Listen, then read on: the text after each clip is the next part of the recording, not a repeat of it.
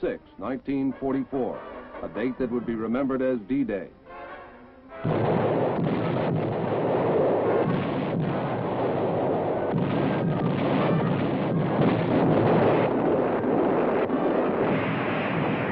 A day of rough weather and murderous enemy fire that would make this landing in France a nightmare. But it would mark another proud chapter in the history of the fighting outfit known as the Big Red One. Where the 1st Division held Omaha Beach and drove inland, the invasion of Europe was on.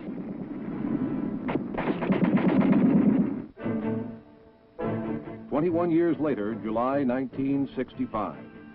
This was a relaxed, quiet operation compared to that historic landing of World War II.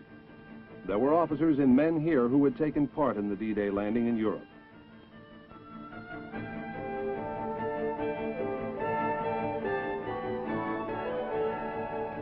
For the most part, these were young men, trainees new to combat. Trainees and hardened veterans alike were here to help stop a fanatical communist aggressor from swallowing up another corner of Asia. And in so doing, they would add still another heroic chapter to the story of the 1st Division, the outfit that had been a spearhead division in 2 world wars. The Big Red One was in Viet Nam.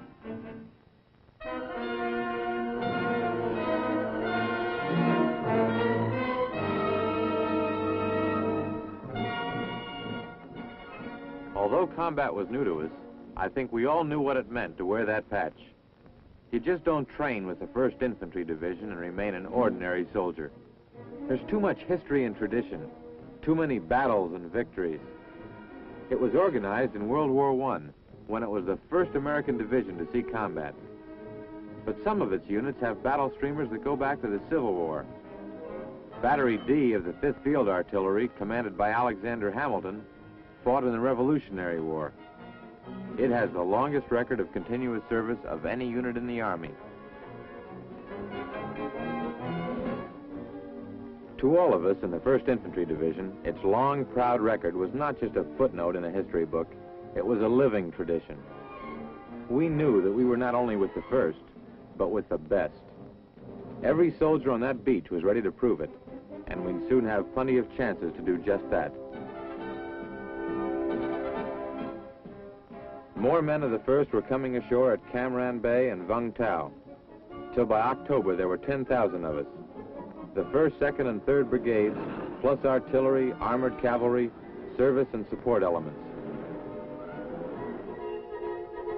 We set up base camps in the Saigon area and went to work, digging. We dug trenches, foxholes, and sites for gun emplacements. For automatic weapons, mortars, and artillery. We nailed down tarpaulins, put sandbags around mortar sites, cleared away the grass for fields of fire, zeroed in the mortars, and emplaced our 105s. A big part of our job was plain, hard shovel and spade work. When we got through housekeeping and setting up perimeter security, we would write a quick note home about the hot, humid weather and the strange country. We didn't realize how strange it was until we went out on our first patrols near Ben Hoa. In all the varied combat history of the 1st Division, we'd never fought on terrain like this. Tall grass and jungle, in a steaming climate soggy with humidity. It was only the first of many such patrols. Miserable, exhausting, dull. But they hardened us to the climate and the terrain, and gave us knowledge of an evasive enemy. We came to know that anything went with the Viet Cong, and we learned to trust no one. This 16-year-old boy might have had a grenade in his basket instead of a dead pet. We found incredible underground fortifications the VC had built and which we destroyed. The patrols got longer as we swept larger and larger areas, so they had to send in choppers to resupply us. These birds were to come in many times to help us, and we got to love the guys who manned them. They had an infantryman's guts.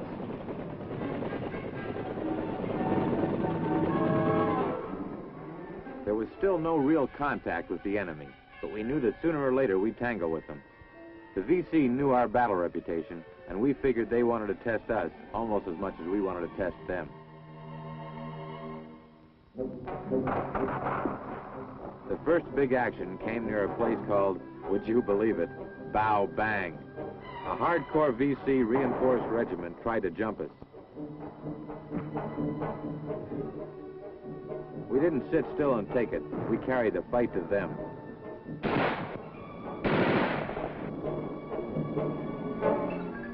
We called in artillery and air support. They clobbered the VC escape routes.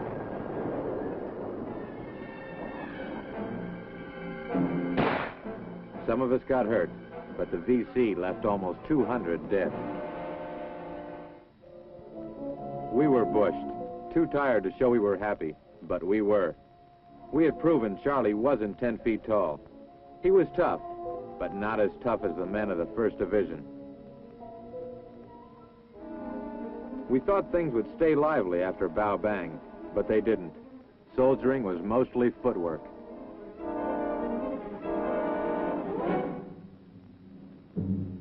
They called these patrols search and clear operations, and that's what we did. We hunted the enemy across fields, down roads, jungle trails, and rice paddies. We kept our feet dry when we could, which wasn't often. It was dirty, sweaty work. We'd take a break, but we couldn't really relax.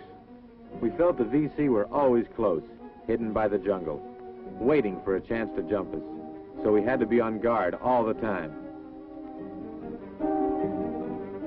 At night, we set up strong defensive positions and stayed alert. Sometimes even alertness wasn't enough against a sniper, a punji stick, or a booby trap. But medevac was always there to get out the wounded in a hurry.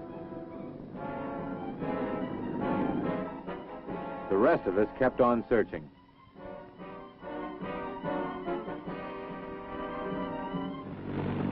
Sometimes the hamlets were abandoned, but often we had to evacuate the villagers. It was a rough deal for some of them, but we could never be sure which ones were VC sympathizers. The grim fact was that those who looked like they most deserved sympathy were often the ones who shielded the Viet Cong or hid their weapons.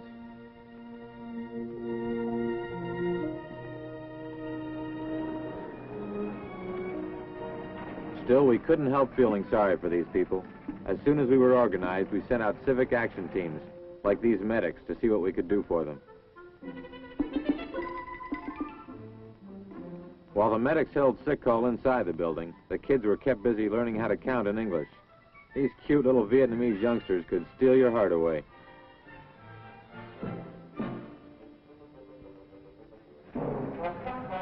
Meanwhile, back in the boondocks, the search and clear routine went on and on. There were a lot of French rubber plantations in this area. We knew the VC exacted tribute from their owners, but there was no sign of Charlie. So we searched some more. We splashed through so many rice paddies they should have called this an amphibious operation. Where the ground was hard enough, we were joined by tanks and armored personnel carriers. These were the boys from the 1st Division's mechanized cavalry, and we were glad to have them. We were glad, too, for the choppers that buzzed overhead, trying to spot the VC for us from the air. Our contact with the enemy was mainly from what he left behind. If it wasn't a hut, it was a hole, often leading to an amazing underground nest of factories, dormitories, and hospitals. We'd clear them and keep searching.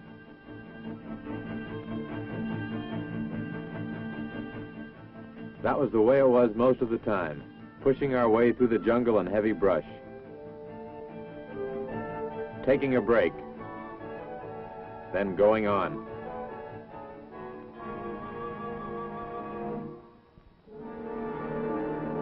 Viet Nam looks pretty small on the map, but it's plenty big when you move around in it on foot. Gradually, systematically, we cleared the area around division headquarters at Xi'an, pushing out to places like Benoit, Bear Cat, Fuloy, and Ben Cat. They gave these search and clear missions some pretty wild titles: Bushwhacker, Viper, Bloodhound, Smash, Roadrunner, Hopscotch. But most of the time, only the names were exciting. Now and then there was contact with the enemy, usually unseen, but who often left his mark. War is always a bloody business. It's hard to tell you what it means to the guy with the rifle to know that if he's hit, he'll be on his way to a field hospital in a matter of minutes. Now and then we got a diversion, the fun kind.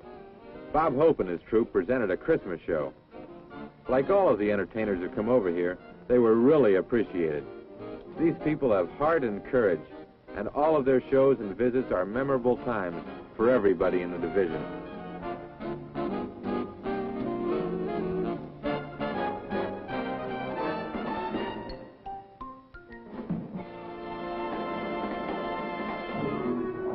When 1966 rolled around, we knew things would start heating up, and they did.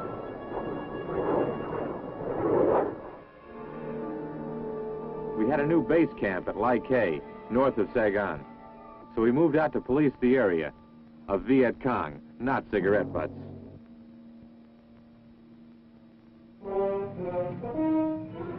We got armor on this push.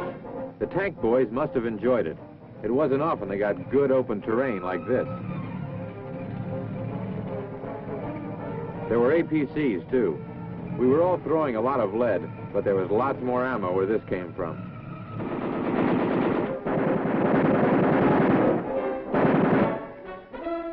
When we gave the signal, the choppers would come in with more.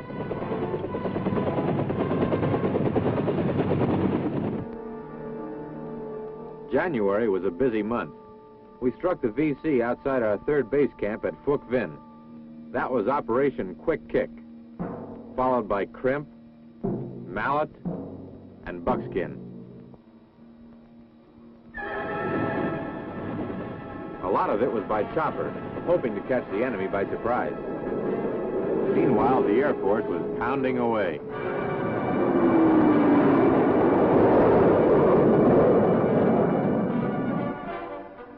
So was the artillery, with fantastic accuracy, seeking to destroy the Viet Cong or pin him down.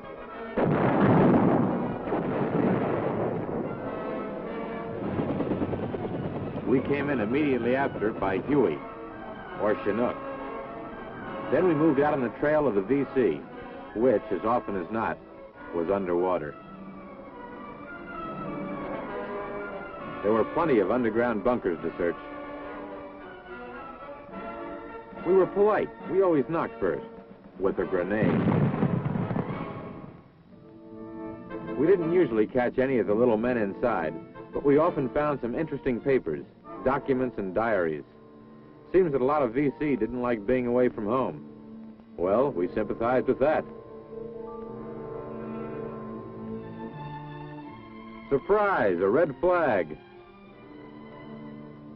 Sometimes going through captured materiel was like sorting out an international junk pile. The weapons were Chinese, Russian, German, Czech, sometimes American. The cameras were French, the telephone Czech. The typewriter? I don't know, it could have come from anywhere. I've got to say a word for the guys who went into these tunnels to look for VC. We called them tunnel rats, but never was a nickname meant as a greater compliment. It took raw guts to go down into those dark holes. They were all volunteers. Once in a while we were lucky. We took Charlie by surprise. Quite a few of our prisoners were ready to talk. They seemed glad to be out of the war. But for all who gave up, there were lots more in the bush. So we kept on searching.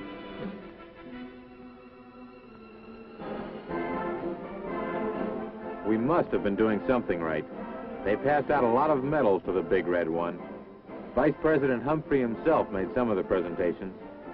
A lot of the medals were Silver Stars and Bronze Stars with V for Valor, Fighting Men's Awards. It was about that time that we got our first Medal of Honor for Viet Nam, awarded posthumously to Lieutenant Robert Hibbs. His 15-man ambush patrol chopped up 2 Viet Cong companies. Then Lieutenant Hibbs went back for a wounded man. Already wounded himself, he charged VC machine guns to cover the man's evacuation. Then they cut him down.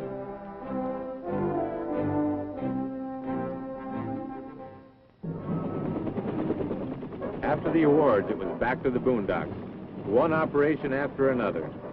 Salem, Wheaton, Lexington, Monroe, you name it. We'd fly through the air with the greatest of ease. Then hit the ground, where the going was slow and rough. And hot. Hot? It was hotter than Philadelphia in August, and digging in didn't help to cool off. For some soldiers, the heat was just too much. Then a chopper would come in to take out the man for a short rest. But most of us just took it and kept going. And if you wanted to smile about it, well, that got you at least 5 brownie points. I used to envy the guys who rode tanks, but once I got into the jungle, I changed my mind. In this kind of climate where temperature and humidity are sky high, walking is better than riding in those hot boxes. Faster, too.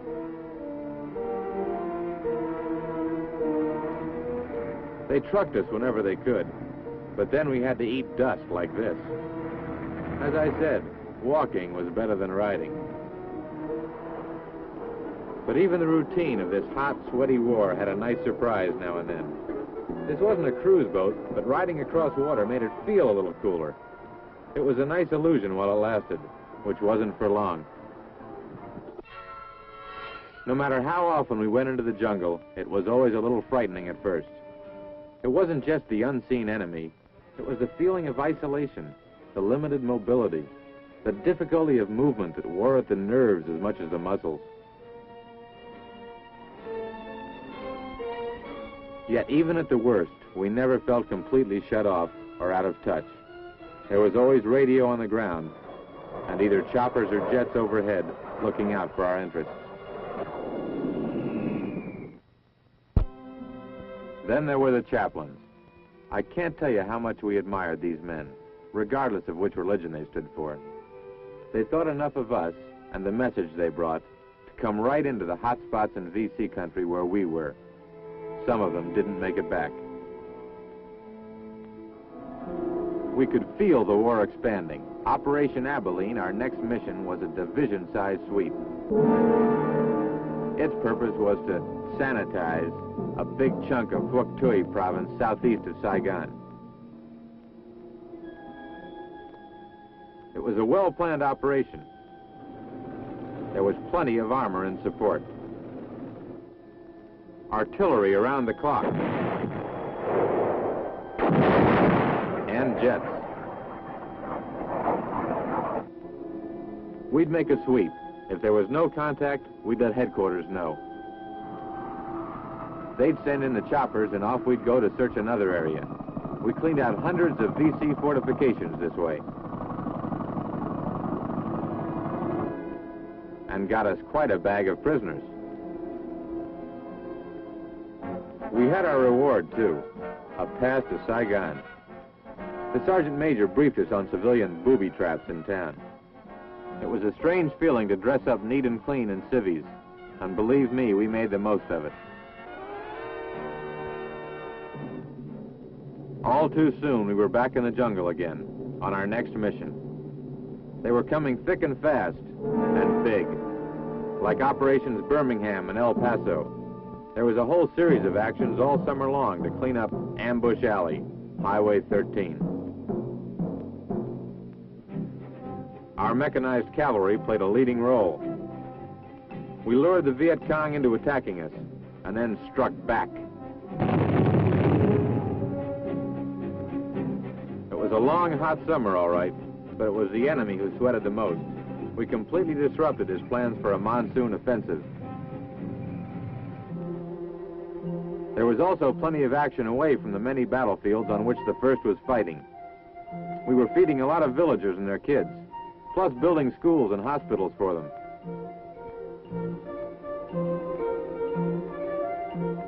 We wanted to build up their morale to resist the VC and to have confidence in us as their friends. Besides, we were just suckers for the kids. It was surprising the different kinds of talent there were in the division. Well, maybe the soldier clown couldn't make it at Barnum and Bailey, but the youngsters sure loved him. It was the medical care that most impressed the adults. It really got to them. When we rid them of ailments they'd accepted all their lives as natural afflictions.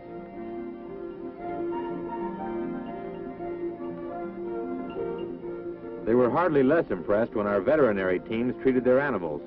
Maybe it seems odd to reach the minds and hearts of the Vietnamese through their pigs and cows, but it worked.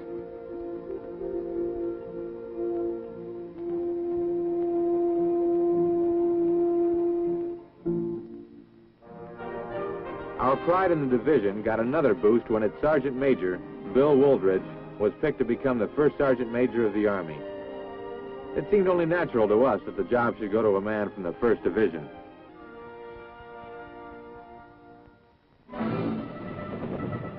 In the fall, we jumped off on the biggest sweep of the war up to that time. It was Operation Attleboro, and it marked the 2nd year of combat in Viet Nam for the 1st Infantry Division. We moved back into Tay Ninh province for this one, determined to show the VC that we would strike them again and again in the same area. They tried to jump some of us, but we fought back with small arms till support came up. More men came streaming up on foot and on APCs. Fighter planes were busy. Artillery was flown in. The enemy was pounded around the clock. We took some losses, but medevac was there, Johnny on the spot, to take out our wounded. We took a sizable bag of prisoners, besides killing more than 800 of the VC.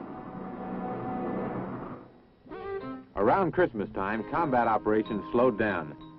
Christmas in Viet Nam. It was a little unreal in 100-degree heat, 10,000 miles from home. But one thing was genuine, the joy the kids had in Santa Claus, even if they weren't sure just who he was.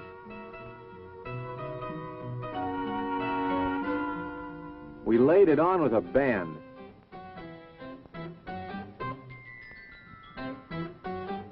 All the ice cream the kids could eat. They had a great time, and so did we.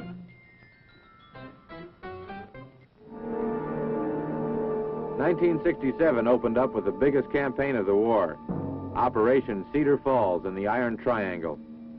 This was a vast communist stronghold just 20 miles northwest of Saigon.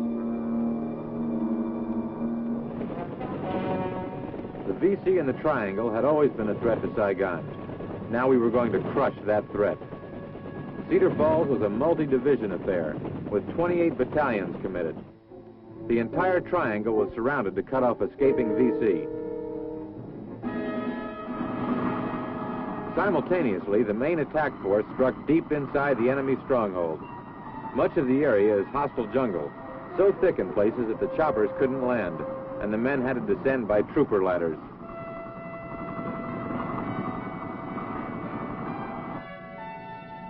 We pushed off into the jungle and found ourselves on some of the roughest terrain we'd ever come across. Thickets, vines, tall grass, water. Sometimes it was only wading deep, but many times we had to use a rope to get across. And there was mud, lots of it. Nonetheless, we kept moving and searching, sometimes without incident, and sometimes meeting resistance that brought on several firefights.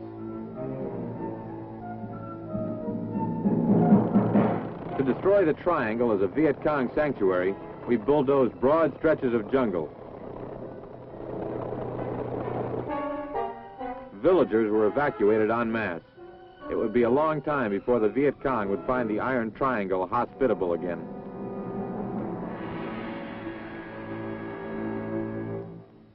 big as Cedar Falls was, Operation Junction City was even bigger. Preparations were thorough and painstaking. We were going into an area called War Zone C to hunt for the main headquarters of the Viet Cong. A huge force was deployed in the form of a giant horseshoe, enclosing 250 square miles. 30,000 men were used to close the trap. At the beginning of Junction City, contact with the enemy was light, but then the tactic of deep patrolling paid off. The VC were lured repeatedly into attacking our advanced units with mortar and machine gun fire.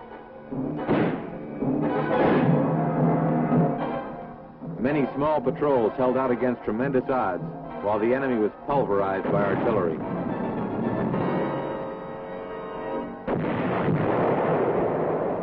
And repeated airstrikes.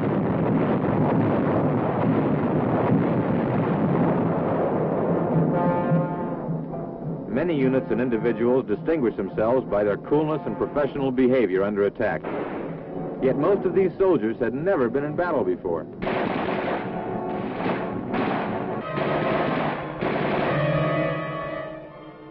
Operation Junction City was a huge success for the 1st Infantry Division. In 4 major battle actions, the men of the Big Red One accounted for 1,100 of the 2,600 Viet Cong killed in this campaign.